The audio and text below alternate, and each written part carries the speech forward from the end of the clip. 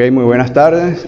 Mi grupo, hoy somos el grupo número 8, está conformado por Rosaura Juárez, Noelí del Valle Rivero y mi persona, Yesnan Juárez.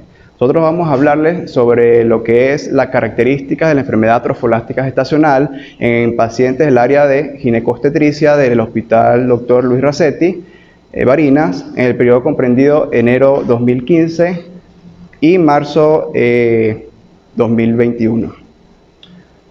Ok, debemos que tomar en cuenta que la enfermedad trofolástica gestacional conforma un conjunto de enfermedades o alteraciones del trofoblasto, donde aquí va a causar un impacto emocional a nuestra mujer gestante, debido a que este es un mal pronóstico y diagnóstico y el control y los requerimientos que se necesitan para diagnosticar dicha patología.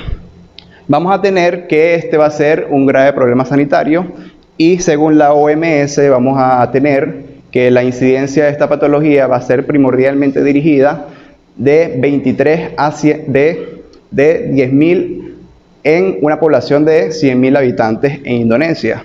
Es la cabecilla de esta patología. Seguido vamos a tener en menor instancia Estados Unidos con una incidencia de un caso en una población de 1.000 cada 1.000 gestantes. Vamos a tener que en Europa vamos a tener una incidencia menos significativa, ya de una en una población de 1.500 personas gestantes. Vamos aquí en la parte de Latinoamérica, vamos a tener que la incidencia va a reincidir mayormente. Tenemos que en México ya se extiende hasta 5 veces la incidencia en una población de 1.000 gestantes. Vamos a tener que, seguido de esto, Brasil describe en su epidemiología que ya se prolonga 10 veces por encima de México. Ya tendríamos una población de 2 en 500 gestantes, la incidencia. En Venezuela vamos a tener que una en 1.000 personas. Aquí vamos a englobar el Hospital Dr. Luis Rasetti en Barinas, va a reincidir, o sea, va a incluirse en esta población. Vamos a tener una tasa de 1 en 1.000 gestantes. Vamos a tener que los efectos por la complejidad que tenemos de esta patología, debemos tener un diagnóstico presente. Primero que nada, desde que nos llega con esos síntomas, vamos a tener que identificar, porque debido a que la literatura médica describe que es una patología extremadamente rara. Ya de por ahí tenemos que imaginarnos que va a ser un diagnóstico muy prolongado.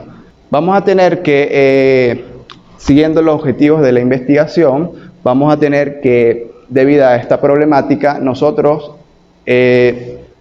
como objetivo general vamos a describir las características de la enfermedad trofolástica gestacional en pacientes ingresados del área de ginecobstetricia del Hospital Dr. Luis Rasetti Barinas en el periodo de enero de 2015 y marzo de 2021. Ahí vamos a desglosar unos objetivos específicos donde vamos principalmente a identificar las características demográficas que se relacionan con la enfermedad trofolástica gestacional en estos pacientes. Segundo lugar, caracterizar los hallazgos clínicos más frecuentes que se presentan en los pacientes con enfermedad trofolástica gestacional. Y en tercera instancia, precisar el tipo de tratamiento indicado en las pacientes con la enfermedad trofolástica gestacional. Vamos a tener que en la justificación de la investigación, debido a esta problemática, vamos a tener que en sus frecuencias, formas, factores de la enfermedad trofolástica, vamos a ver dichas características que nos van a afectar. Primero debemos observar el sangrado de la mujer, esa primera impresión que nos vaya, o sea, tenemos que tener presente que nos va a llegar con un embarazo falso. Debido a esto, a esta incidencia, vamos a tomar en cuenta que cualquier mujer que nos llegue a la emergencia va probablemente a presentar esta patología.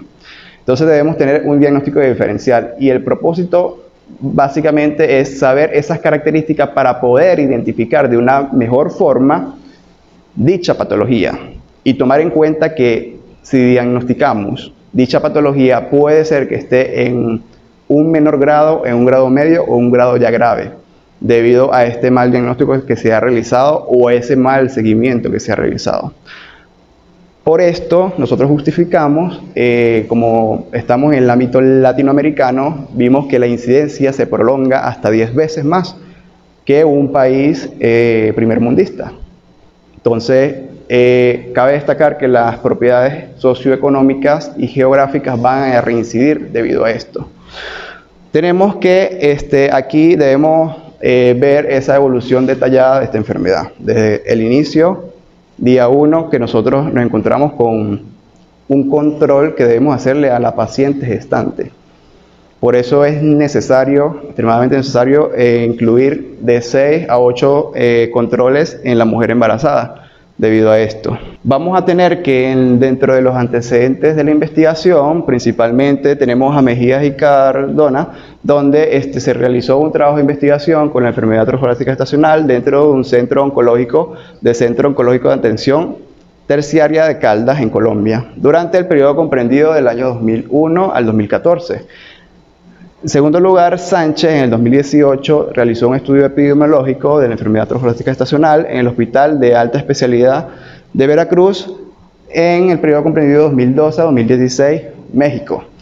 Tenemos en tercer lugar que Romero identificó en su trabajo de investigación las características trofoblásticas más detalladamente en los pacientes del Hospital del Carmen Huancuyo, en Perú, en el periodo comprendido 2015 a 2018. En cuarto lugar, Arias y Martínez, ellos realizaron este trabajo donde identificaron aquellos factores de riesgo que reincidían en la enfermedad trofoblástica gestacional en el Hospital Central Universitario del Dr. Antonio María Pineda, periodo de enero-agosto del 2018, acá en Venezuela. En el proceso de la investigación también se acudió a un conjunto de conceptos vinculados a la patología trofoblástica gestacional, entre los que destacaron el concepto propio de la enfermedad trofoblástica gestacional, considerada como un grupo de lesiones interrelacionadas que surgen a partir del epitelio trofoblástico de la placenta luego de un embarazo, de una fertilización anormal. Asimismo, se hizo énfasis en el conocimiento de la clasificación de la enfermedad trofoblástica gestacional, donde se distinguen las lesiones benignas, como lo es la mola ideatiforme completa y parcial, y las lesiones malignas, como el tumor trofoblástico del sitio placentario, la mola invasora y el corioncarcinoma.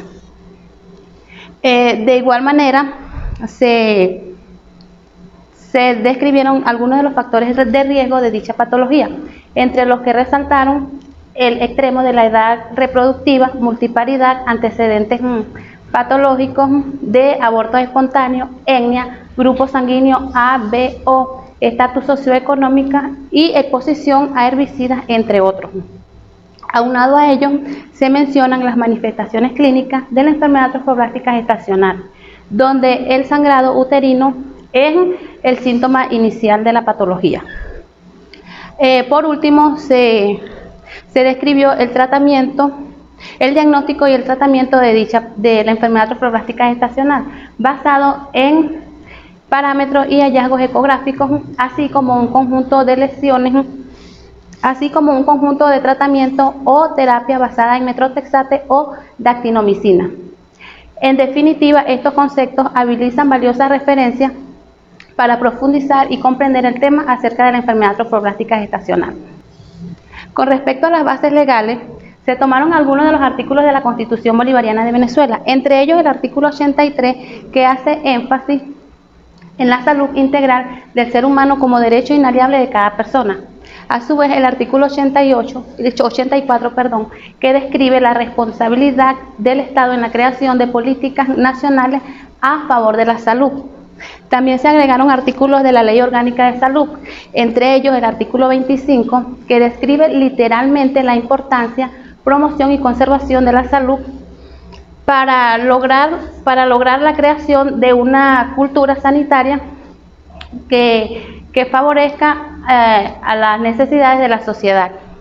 Asimismo, el artículo 69, el cual describe la importancia de la historia médica como argumento de alta categoría para describir la importancia de la condición de salud del paciente. También se agregaron artículos del Código de Deontología Médica, entre los que resaltaron el artículo 13, el cual hace énfasis en que el rol fundamental del médico es aliviar el sufrimiento humano dependiendo su condición, ya sea dependiendo su condición, ya sea personal, colectiva, personal o colectiva, religiosa o política, que lo separe de este noble objetivo. Aunado a ello, el artículo 79, el cual describe que la importancia del derecho del enfermo a la salud, a la atención prioritaria dependiendo su condición de salud. Con respecto a la variable de estudio, esta quedó definida como característica de la enfermedad trofoblástica gestacional y que, por supuesto, para comprenderla se debe estudiar el cuadro de operacionalización de variables.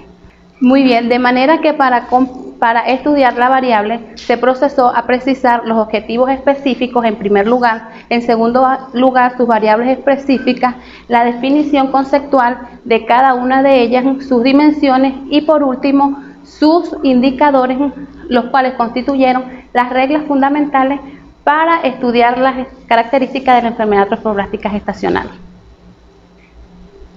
Muy bien, ahora vamos a explicar los métodos, tácticas y procedimientos que se emplearon para lograr los objetivos del estudio.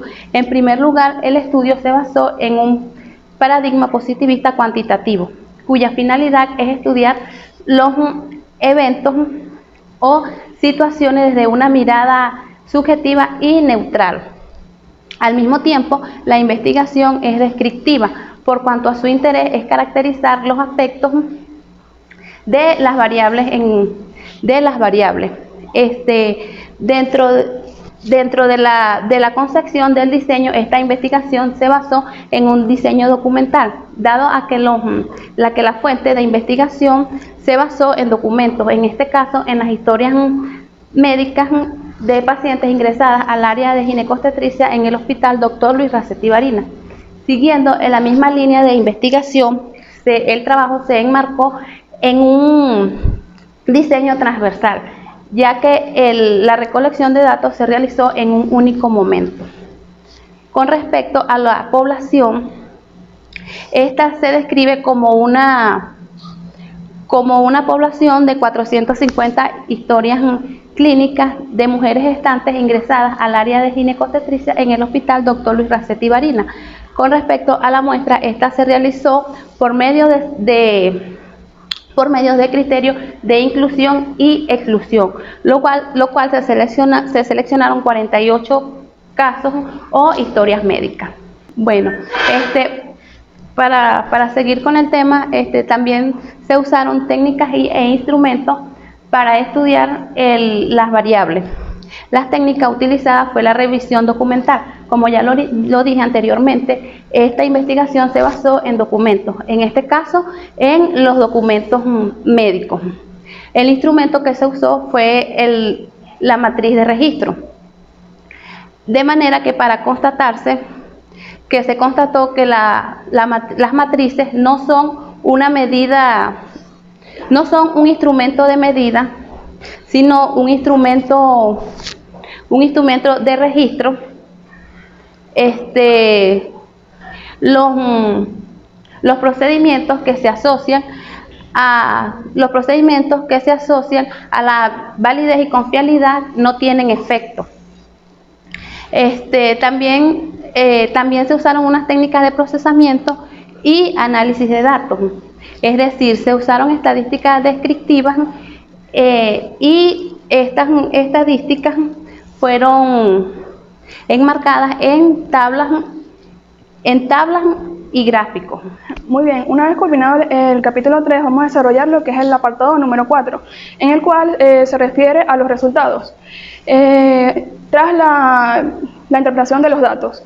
Entonces, en este sentido, la información se definió siguiendo sus dimensiones, las cuales el mayor rango de frecuencia de pacientes oscilaron entre los 26 y 31 años de edad. Así como también se definió la variable procedente, donde se determinó que las pacientes con un 75% eran de lugares urbanos. Según el nivel de escolaridad, se determinó que las pacientes tenían un nivel de escolaridad a nivel secundario, con un 59%. Lo que también otra variable que fue muy importante fue la paridad, donde se determinó que las pacientes en su mayoría eran multíparas. En los antecedentes de la enfermedad trofoblástica se determinó que las pacientes que en un 88% las pacientes no cursaban con algún antecedente de esta patología. En relación a los antecedentes también se tomó en cuenta el número de abortos, en el cual en un 77% las pacientes no presentaron abortos. Desglosando el número de abortos que fue de menor frecuencia, se obtuvo un 15% tuvieron al menos un aborto, mientras que un 8% tuvieron 2 abortos y un 77% de las pacientes no tuvo ningún antecedente de aborto. En el uso de métodos anticonceptivos también se desglosó esta variable, ya que fue importante y se obtuvo un resultado de 25% de las pacientes utilizaron métodos anticonceptivos, mientras que un 75% de las pacientes no refirió haber usado ningún método. En lo que destaca las semanas de gestación, el rango fue en un 48%, las pacientes presentaron la enfermedad trofoblástica gestacional antes de las 12 semanas de gestación, mientras que un 37% de las pacientes refirieron la enfermedad en la semana 12 y 19, mientras que un rango mínimo de 17%, la enfermedad trofoblástica gestacional se manifestó mayor a las 20 semanas de gestación.